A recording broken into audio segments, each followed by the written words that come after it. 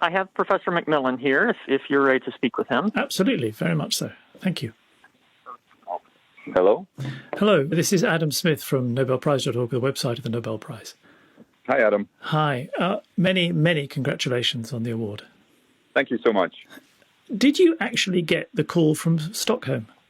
No, I didn't. I got a text from someone in Stockholm that where my name was wrong, and I assumed it was a prank call. I've had a lot of mischievous ex-coworkers over the years, so I just assumed it was one of them having a prank. So I actually just went back to sleep. And when did the news actually reach you?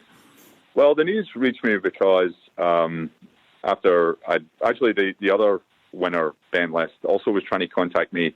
I contacted him. He told me what was happening, and I said I actually didn't believe him too. I thought maybe the same person was pranking him. So I basically bet him $1,000 that this was not happening. I went back to sleep and then woke up with my phone going crazy, and I was $1,000 down, but a very happy person. Yeah, cheap at the price, perhaps. Yeah, I guess, yeah.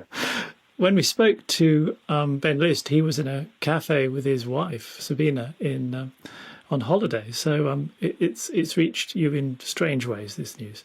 Yeah, no, it certainly did. And but it's obviously for anyone, it's extraordinarily welcome news, and I'm incredibly still trying to handle it. I'm sure you've talked to a lot of people in this position, and you get the same response.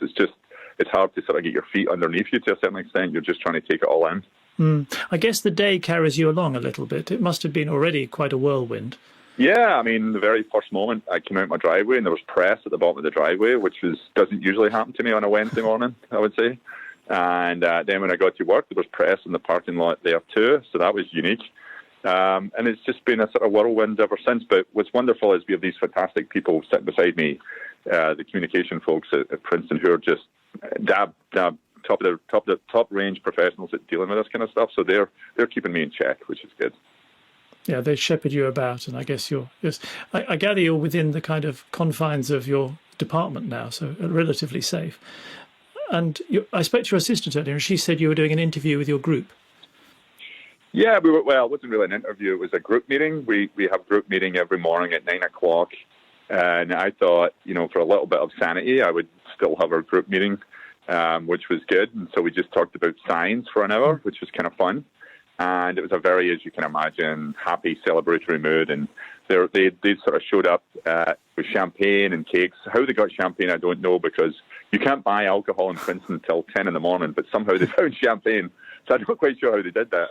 But it was a very good meeting. Maybe they knew more than you did and knew that this was, or suspected this was on the way.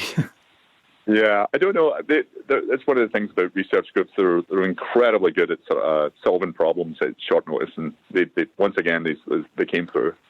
Well, I did want to ask you about that because the inventiveness of all this is just extraordinary, and it's what you've been awarded for, the asymmetric organocatalysis, and then adding on to that photoredox catalysis.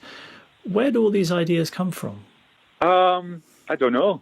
That's a terrible answer, I realize, and everyone wants a nice, straightforward answer.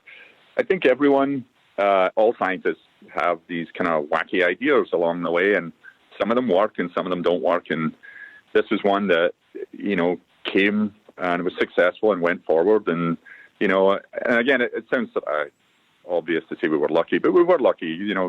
There's way more ideas fail than ever succeed. And this was one that, we were very excited about at the beginning. We thought it had a very low probability of success, but it took off, and it took off like gangbusters. And that was sort of wonderful to see. Yes, I suppose it's slightly a case of gambling on some risky ideas and seeing whether they come to fruition. Yeah, no, I think that part is right. I think you have to gamble.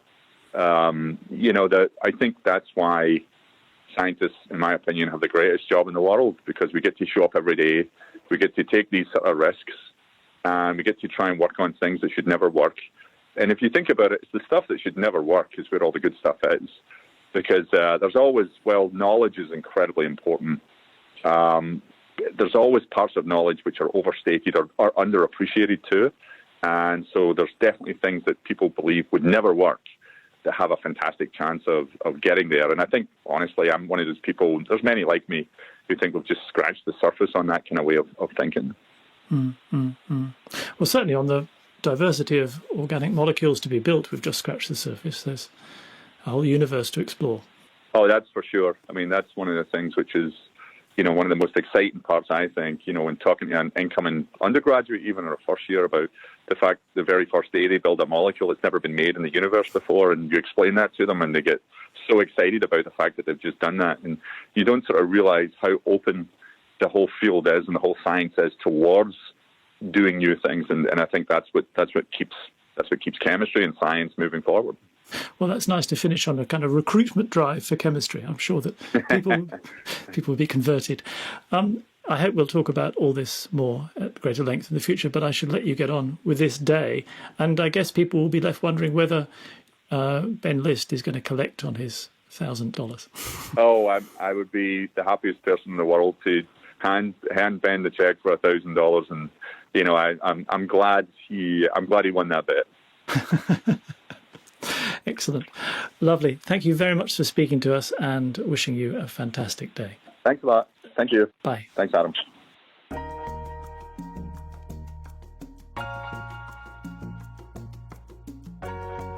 If you enjoyed this moment, you might also like this special edition of the Nobel Prize Conversations podcast. Adam Smith takes a turn as guest and recalls his favourite moments from these very special calls.